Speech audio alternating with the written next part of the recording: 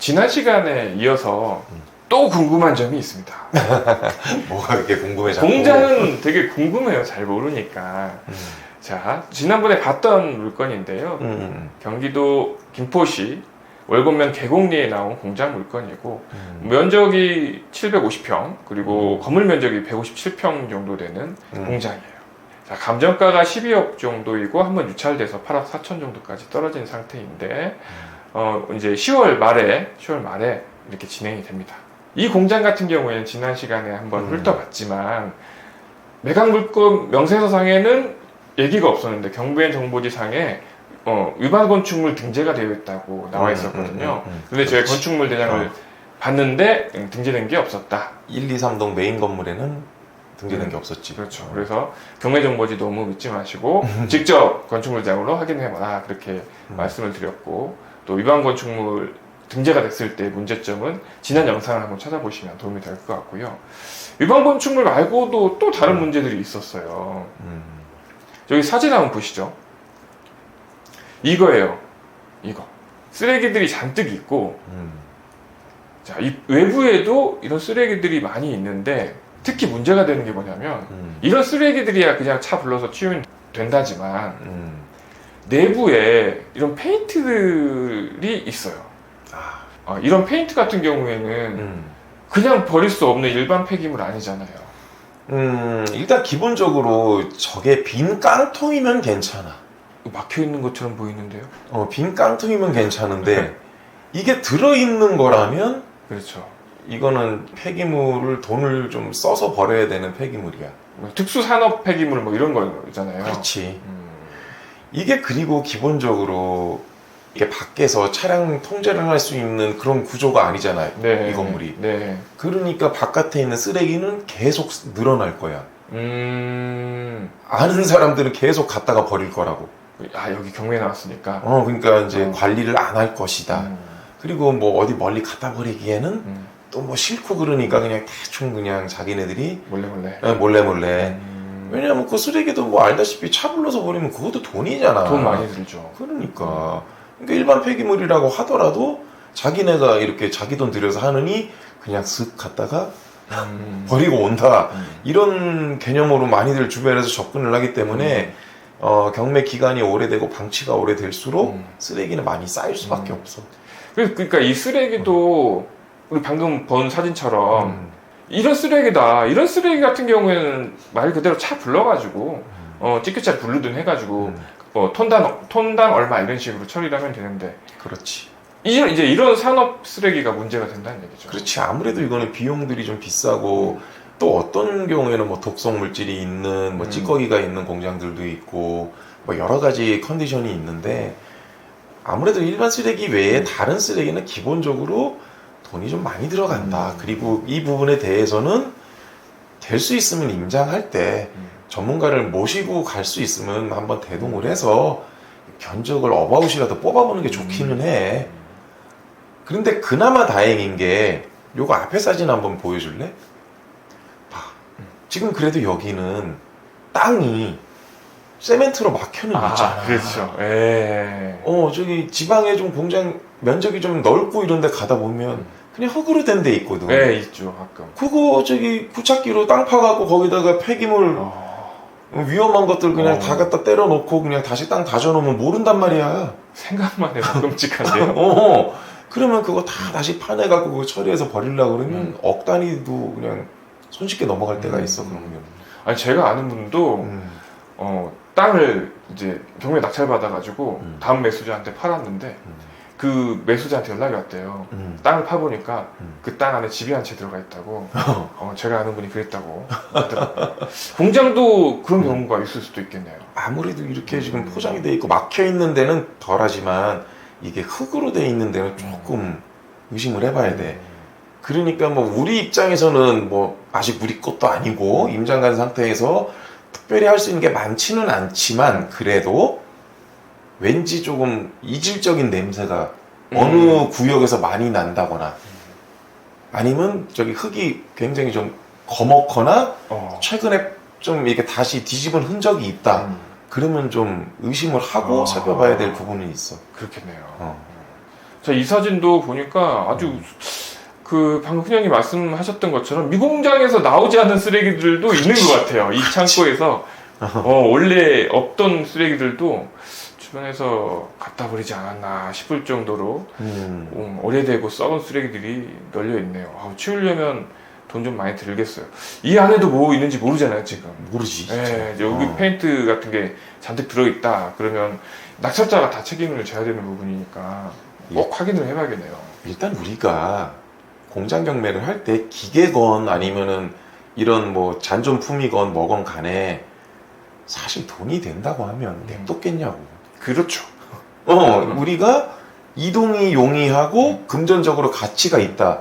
그러면 벌써 들고 가. 그렇죠. 그러니까 시세말로 돈이 된다고 해도 큰 돈이 안 되고 잘못하면 옮기는데 돈이 더 든다. 그런 경우는 다 남겨져 있는 거지. 근데 제일 좀 머리 아픈 게 그래도 이거 앞에 보이는 거는 누가 봐도 쓰레기니까 쓰레기라고 인정을 하는데 만약에 저기 천에 쌓인 게 네. 완성품이나 아니면 원료품 같은 경우에 사실 우리한테는 큰 돈도 안 되고 쓸 데도 없지만 우리가 또 마음대로 또 처분을 하면 또 안 되는 물건들도 있을 수 있어. 그럴 수도 있죠. 그런 경우는 또 참 이것도 가외의 비용이 또 들어가니까. 그럼 결국엔 이제 법적 절차를 통해서 또 명도를 해야 되는 거잖아요. 아니면 그렇지. 옮겨놓고 뭐 동산 경매 처리를 한다든가. 근데 뭐 동생도 알겠지만 동산 경매 뭐 처리한다고 해서 누가 뭐 돈 주고 사가는 거 봤어? 내가 받아서 또 그렇지 또 버려야 되잖아. 처리를 해야 되니까. 그러니까. 그렇죠. 이 공장 경매도 이런 부분은 정말 유의해야겠네요. 물론 이 물건의 어떤 가치를 판단하고 입찰 금액을 산정하고 그런 것도 중요하지만 부대 비용을 또 얼마 정도로 책정을 해서 반영을 하는가 그것도 굉장히 중요한 부분이야. 그렇군요. 여러 가지 상황이나 변수 같은 거를 고려를 하고 그 고려된 변수를 금전으로 그렇지, 금액으로 바꿔서 또 입찰가에 잘 녹여내는 게 음. 중요한 부분이군요. 그렇지 아무래도. 이런 것들이 많으면 유찰이 좀 많이 되나요? 이거는 보는 사람에 따라서 다른 부분이라 이거의 위험함을 아는 분들은 조금 낮게 쓰실 것이고 그게 별거 아니라고 생각하시는 분들은 이제 또 생각하시는 금액의 단위가 약간 다를 수가 있는 부분인데 이게 폐기물 같은 경우에는 잘못하면 억 단위도 터지니까 처리하는 비용이 이제 그런 부분에 대해서는 좀 이제 뭐 수업료를 뭐 많이 내시고 배우시는 방법도 있고 아니면은 이제 조금 조언을 잘 받아서 이걸 내가 이제 한번 치워보는 이제 이런 방법으로 이제 가시는 분도 있으실 거고 여기에 대해서는 뭐라고 딱 끊어서 말씀드리기가 굉장히 어려워. 이 비용이 많이 나오면 전 소유자에게 조금 떠넘길 수 있는 그런 방법은 없나요? 근데 이게 쓰레기가 어디서 왔는지에 대해서 특정을 할 수가 없잖아. 이 공장에서 나왔는지, 그렇지. 누가 갖다 버렸는지, 그렇지. 그런 부분도 있군요. 시샘말로 죄도 안 지은 사람한테 네 죄값을 치르라고 하면 나 얼마나 모른다. 섭섭하겠어. 나 모른다. 난 이미 뭐 날렸다. 그러면 책임 소재가 불명명해지니까. 그리고 이제 만약에 그 전 소유자가 뭐 뭔가를 갖다가 이제 벌려놓고 수습이 안 돼서 이제 우리가 비용이 발생되는 경우라고 하더라도 뭐 시샘말로 뭐 우리가 어떻게 뭐 구상권을 청구하든지 어떻게 일을 보고 나서 한다고 했을 때 실익이 없는 거야. 이 양반은 갖고 있는 게 아무것도 없거든. 그렇죠. 이미 뭐 다. 그 의미가 크게 없다는 거지. 그러면 결국에는 입찰할 때 모든 비용을 감안해서 입찰가에서 빼고 비용을 생각하는 게 가장 나은 방법이겠네요. 그러니까 우리 항상 정보지나 우리 법원 사이트에서 이것에 대한 모든 책임은 입찰자 본인에게 있습니다. 라고 이렇게 그렇죠. 써주는 게 다 그런 부분 아니겠어? 면피용이죠. 그러니까 근데 그 말이 또 맞는 부분이기도 해요. 그렇죠. 야, 내부에 아직 쓰레기가 또 남아있네요. 정말, 야, 가스통도 보이고, 이거 보르반이라고 하나? 이 구멍 뚫는 거? 천공기. 네, 그 보르반도 있고. 그런데 이런 경우도 있어. 좀 심한 경우는 경매 개시가 되고 현황 조사를 한번 집행관이 하러 오잖아. 네. 그 하고 나서 저기 돈을 받아요. 돈 받고 쓰레기 아. 넣어라. 전주인이. 네, 그런 경우도 있어. 네, 맞아요. 그런 경우도 본 것 같아요.